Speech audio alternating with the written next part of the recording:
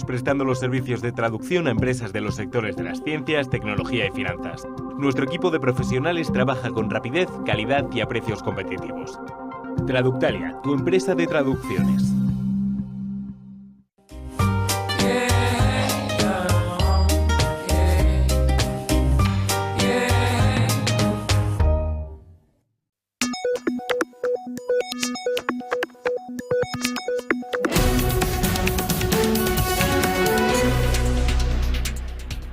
Pulso económico, que como es tradicional vamos a iniciarlo mirando qué tal le ha ido al IBEX. Y en el IBEX hoy trompazo no muy esperado, 1,12 de caídas casi generalizadas, el índice general pierde los 11.000 puntos, nos quedamos en 10.898,8 y ahora viene lo bueno, solamente hay un valor en el IBEX 35 que haya cerrado en positivo, es Naturgy, que ha mejorado su posición de forma muy exigua, 0,09 arriba.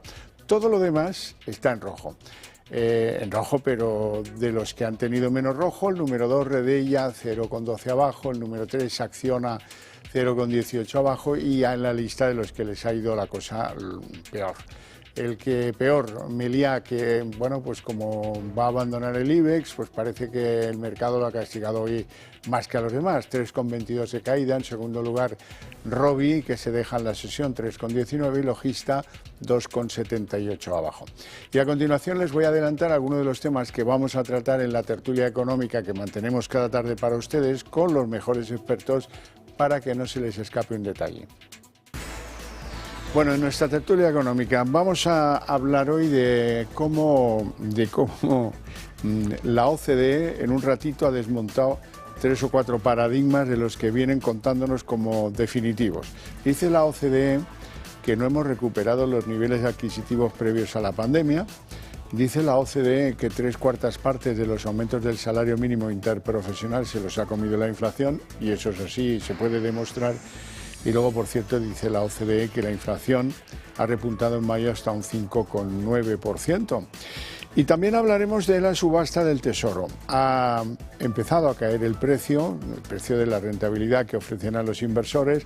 El Tesoro pagará el 3,4 por las letras a 9 meses, que es el tipo más bajo de un año atrás. No enormemente más bajo, pero la cosa se va situando en un entorno que parece que va cambiando. Bien, dicho esto, les presento a nuestros invitados hoy. Don Santiago Sánchez, economista, profesor universitario, y hace tiempo que no le veía. Muy buenas tardes. Efectivamente, mucho trabajo, muy buenas tardes, encantado de estar con todos ustedes. Bienvenido de nuevo. Un placer. Don José Ignacio Enríquez, actuario financiero y presidente de varios fondos cotizados en renta fija. Muy buenas tardes. Muy buenas tardes, Javier. Y ¿todo bien? Santiago, todo fenomenal, y con España en un ratito. Se toca la corbata. Sí, bueno, me he puesto el rojo en honor a los colores y un toro en honor al toro. Pero ya sabe que de la roja nada. No, roja igualta, que son los colores. Eso sí acaso. Bueno, vamos con la sesión. La verdad es que hemos perdido los 11.000 puntos, que el mercado decían que estaba esperando, no sé qué esperan de lo que diga o no diga Jerome Powell, porque da igual, siempre dice lo mismo y nunca acabamos sacando nada en claro. París liderando las caídas, y la verdad es que una sesión que no esperábamos que tuviera unas caídas tan profundas. Santiago. Pues sí, sobre todo después de la cierta tranquilidad que vivimos en la jornada de ayer. Sí que es cierto que hay un desacople entre toda esta inestabilidad política y el ciclo electoral que hemos vivido con el comportamiento general que están manteniendo los mercados en todo este ciclo, ¿no?, electoral. Y yo creo que de aquí hasta las elecciones norteamericanas, por lo menos hasta septiembre, cuando se aproxime ya el mes de noviembre y las elecciones en Estados Unidos, gozaremos de cierta tranquilidad sobre esta inestabilidad política que puede influir de alguna manera en los mercados. Dicho esto, tenemos Estados Unidos con el Standard & Poor's, con el Nasdaq en máximos, con el sector tecnológico tirando del mercado, con las 7 magníficas impulsando los mercados en Estados Unidos, con buenas perspectivas de resultados empresariales a doble dígito que empezaremos a ver a partir de la semana que viene, es decir, con cierta resiliencia y fortaleza en Estados Unidos. Y sin embargo, pues en Europa, a pesar de que hay una tendencia general alcista, no es tan potente evidentemente como en Estados Unidos, mercados en rojo, con incertidumbre. Veremos también próximas presentaciones de resultados, y en el ámbito nacional pues seguimos en ese canal donde estamos entre los 10.800 puntos de soporte, cada vez más próximos a ese soporte y no tan próximos a los 11.200 que puede ser la resistencia que tiene el IBEX. y condicionados pues lo que estamos viviendo de noticias con Grifols, con la posible salida de Meliá e incorporación al IBEX de Puig, es decir, con noticias que un poco pueden animar la cotización de determinados valores, pero en general con cierta incertidumbre del hacia dónde vamos en España en concreto. José Ignacio. Sí, pues ciertamente. Son épocas las estivales donde generalmente cualquier evento disruptivo tiene un impacto negativo, porque hay bajos volúmenes de contratación, porque ya la mayoría de las casas de bolsa pues están, las mesas de los traders están ya pues de vacaciones y con una liquidez muy reducida. Veníamos también de una situación en la que estábamos en máximos y ya hay algunas casas de inversión que venían apuntando semanas anteriores de que la probabilidad de una corrección de un 10% es altamente probable.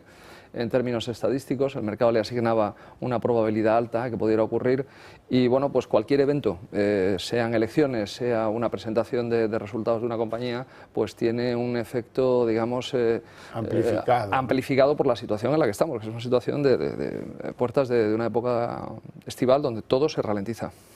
Bueno, nos vamos a Estados Unidos. Hoy Jerome Powell, el hombre fuerte de la Fed, hablaba ante el Senado. ¿Y qué les ha dicho en su...? Bueno, están todos muy expectantes. Siempre que habla este hombre, pues parece que va a subir el pan y están todos inquietos. ¿Qué ha dicho? Pues que, bueno, que va a esperar a ver más datos favorables, con lo cual no compromete a nada, no aclara nada y no trasciende de que donde estábamos antes de ayer. Pero bueno, en cualquier caso, como es referencia obligada, pues hablemos de Powell.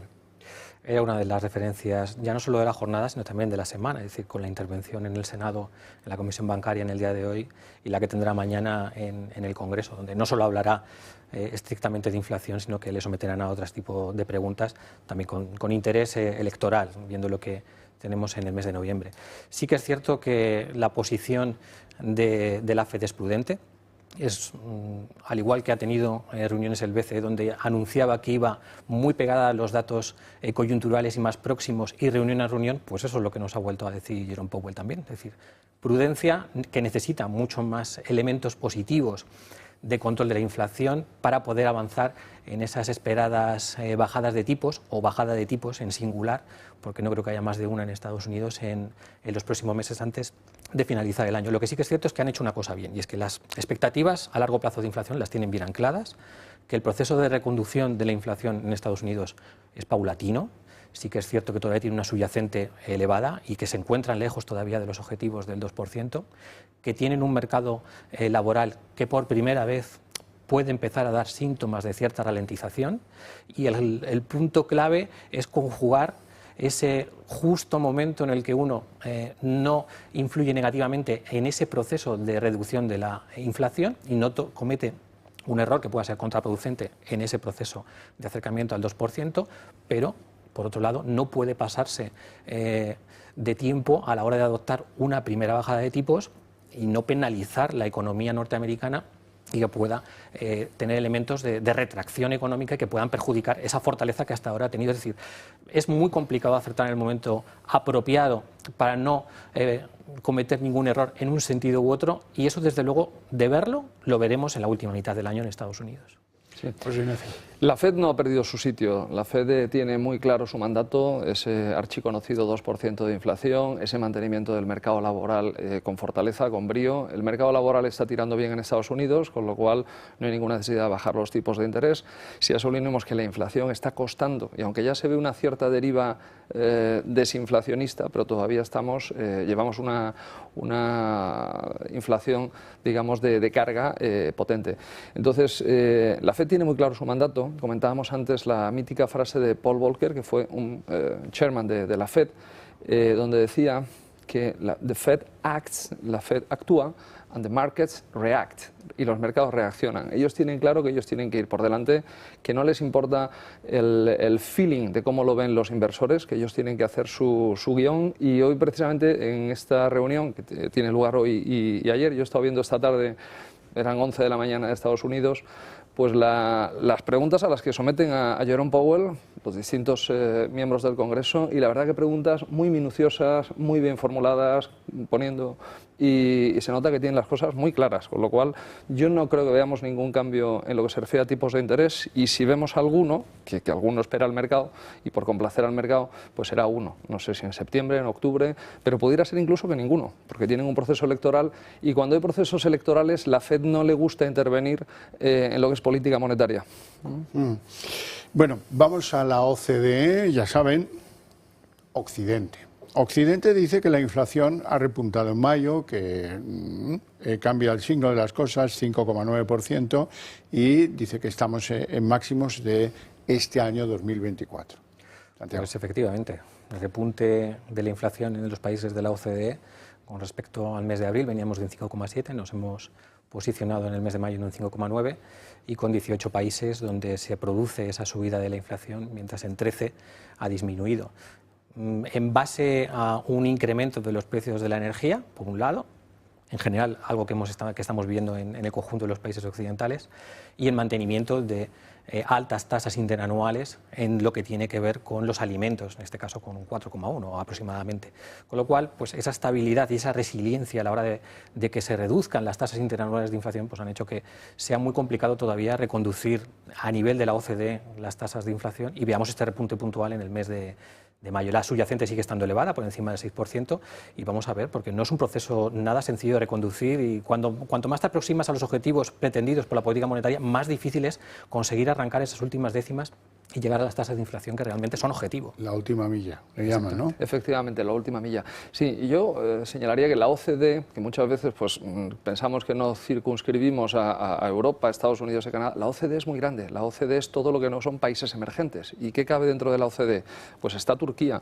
Turquía tiene una tasa de inflación muy alta, que ese promedio aritmético de todo lo que se ha publicado, pues lo engorda, ¿no? Lo engrosa. Está Costa Rica, o sea, tiene una amalgama de países pues, por todo, a lo largo de todo el hemisferio. A nivel específico, pues sí, dentro de la OCDE hay países como Estonia, Letonia, que ya están en esas tasas de inflación por debajo de lo que es el promedio a largo plazo de inflación. Con lo cual, pues bueno, es un promedio en la cual, bueno, pues todavía el mundo pues camina por esa senda de la inflación un poco por encima de lo que se estimaría. Pero yo ya percibo, y creo que el mercado está en eso, que ya hay una desaceleración de la inflación. Es decir, ya no estamos como hace 6 meses, que era una inflación que nos sorprendía los datos, sino que ya el suflé empieza a venirse abajo. Bueno, la OCDE, y en lo que toca a España, ha dicho 2 cosas que nos parecen muy relevantes. La primera, no hemos recuperado los niveles adquisitivos previos a la pandemia, a pesar de lo que les cuentan algunas veces algún ministro del Gobierno. Y la segunda, que aquí 3/4 partes de los aumentos que vienen derivados del salario mínimo interprofesional se los ha comido la inflación, y eso lo podemos ver cualquiera. Así es, y además es que es de perogrullo y parece increíble que tengamos que repetirlo, pero cuando el mercado laboral soporta aumentos salariales que no van acompañados del incremento proporcional de la productividad, pues lo único que generas es inflación. Entonces es un círculo vicioso. En economía hay un mecanismo de ajuste que se estudiaba pues, al principio de carrera, que era el mecanismo de la tela de araña, cómo se va ajustando todo a través de... y también se puede producir desajuste. Entonces cuando inicias creo que lo vamos a ver más adelante, una cruzada por subir los salarios como síntoma de prosperidad y de bienestar y no van acompañados de incrementos de la productividad, pues lo único que generas es distorsión en el mercado, inflación y a largo plazo pues quiebras, despidos y bueno, pues dopar la economía. Y no tenemos niveles adquisitivos previos a la pandemia. Pues por desgracia, ese impacto de la inflación sobre las subidas salariales, tanto del SMI como en general el conjunto de los salarios del país, pues nos hacen que todavía estemos un 2,5% por debajo de los niveles del cuarto trimestre de 2019. Algo que ya se venía viendo en otra serie de datos, cuando se habla de la renta per cápita en paridad de poder adquisitivo, y vemos los niveles de convergencia o de falta de convergencia con el conjunto de la Unión Europea.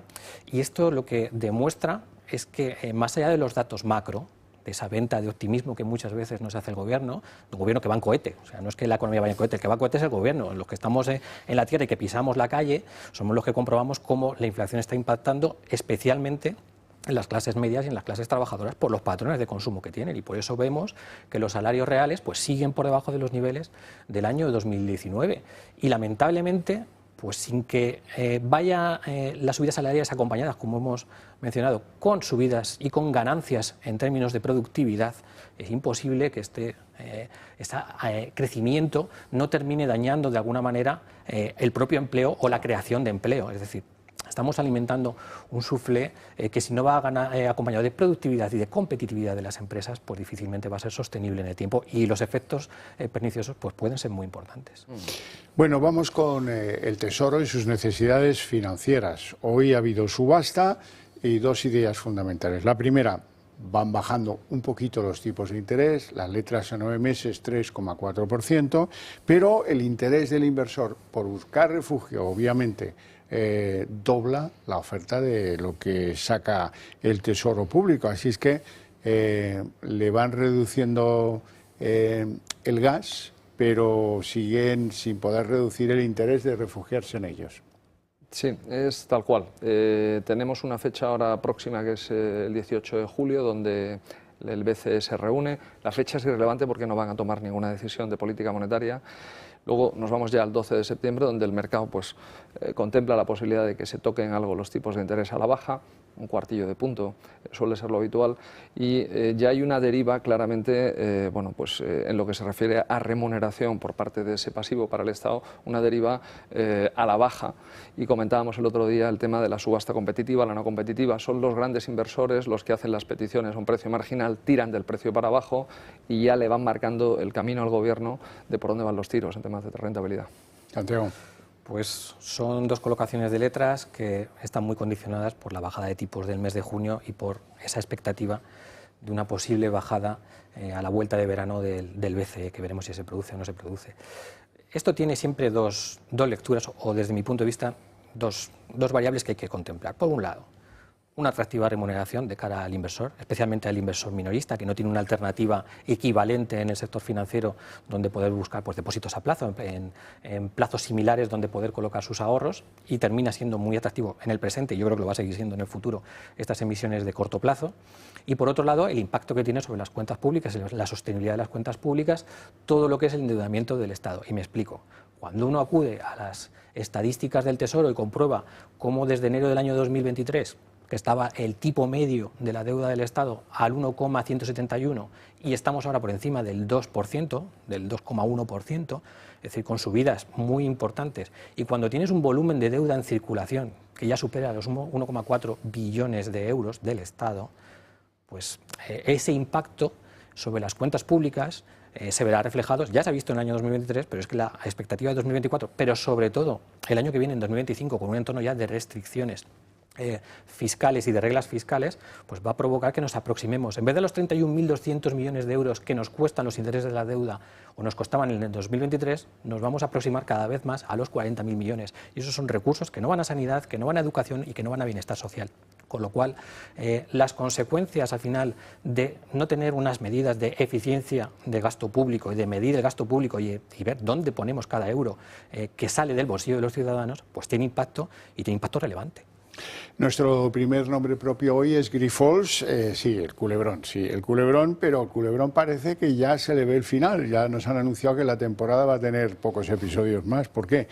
Pues porque están en fase ya de evaluar las valoraciones para plantear una OPA de exclusión con un desplome del 40% del valor de la compañía desde que empezaron los problemas que ya les hemos ido contando tantas.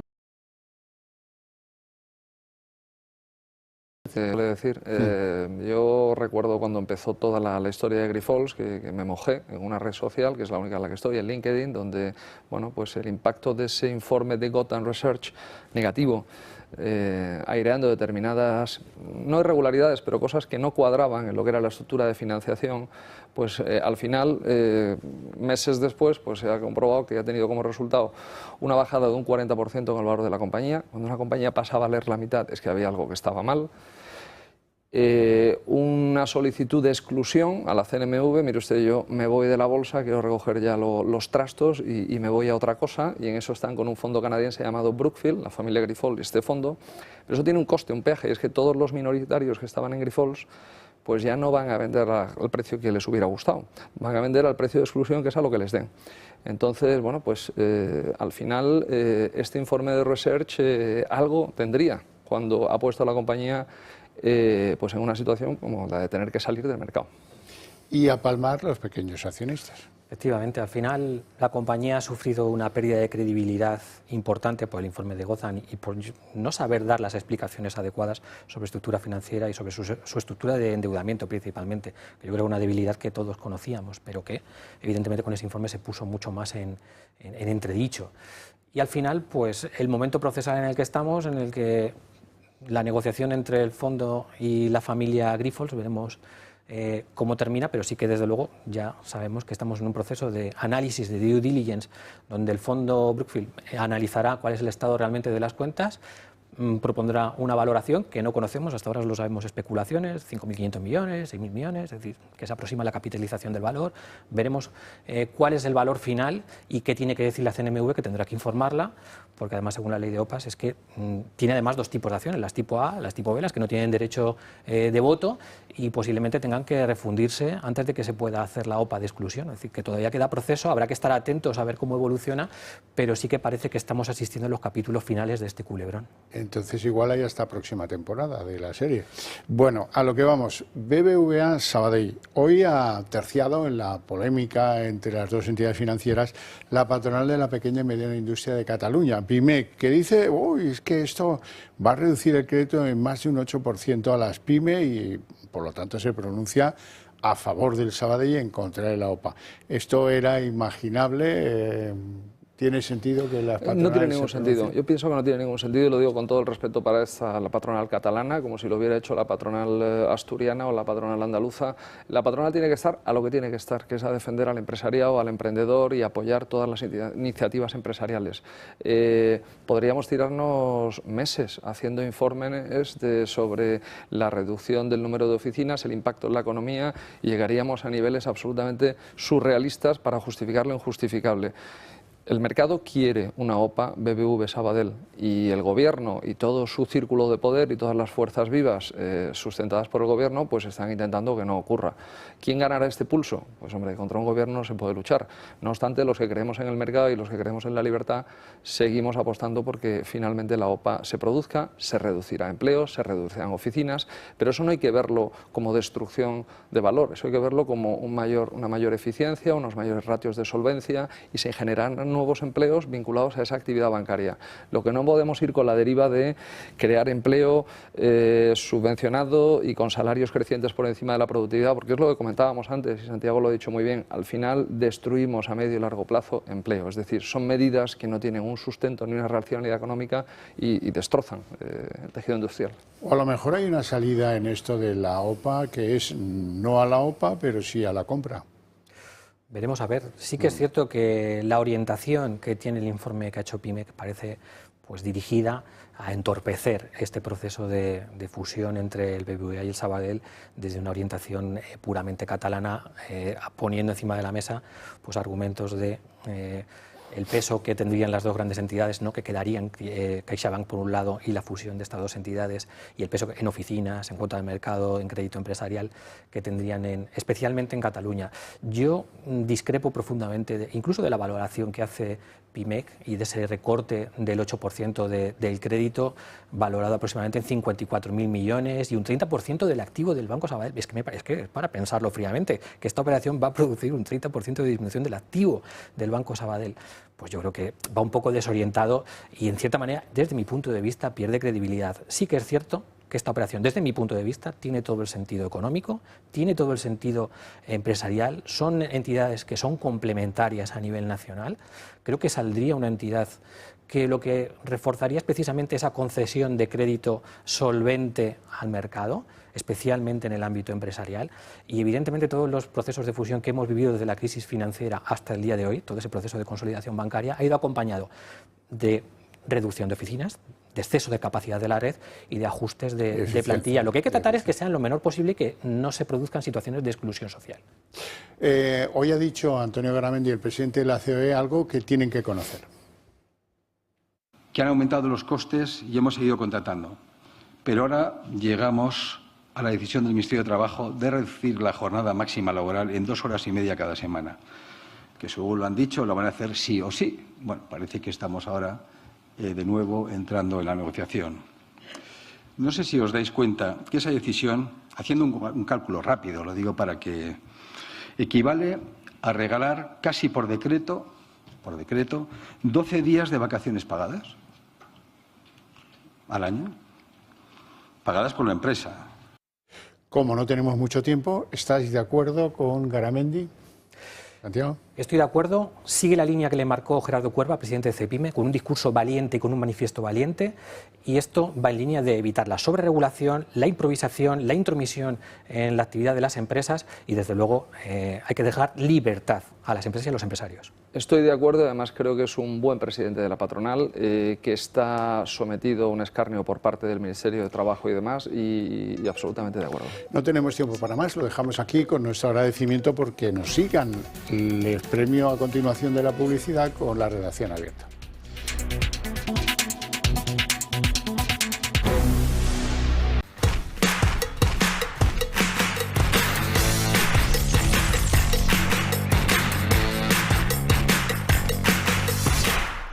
Está harto de que le hagan esperar al teléfono, de que no le expliquen las ventajas de la contratación en sus seguros. Ahora puede contar con Incos. Le damos un trato personalizado y le ofrecemos un ahorro en sus seguros. Así que no espere más y llame a Incos al 91 032 69 47.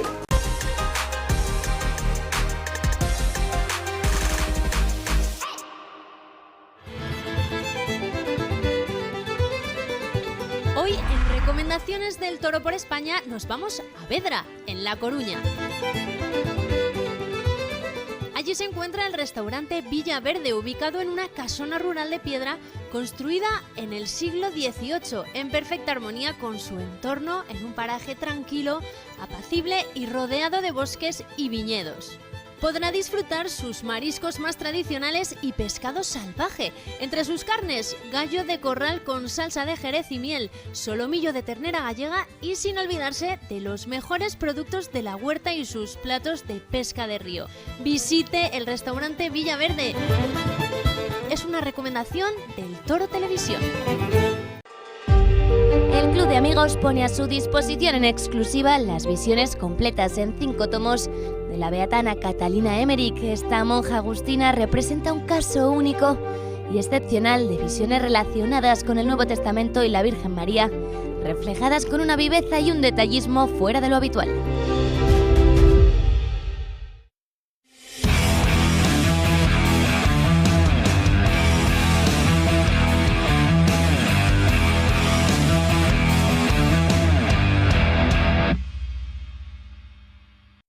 Morán Ópticos, tu óptica familiar de confianza. Con un gran equipo de profesionales ópticos optometristas, ofrecen a sus pacientes la mejor solución a su problema visual con ayuda de la mejor tecnología. Cuidamos de tu salud visual y auditiva. Además, cuenta con un gabinete audiológico cuyo objetivo es mejorar la comunicación y la calidad de vida de las personas con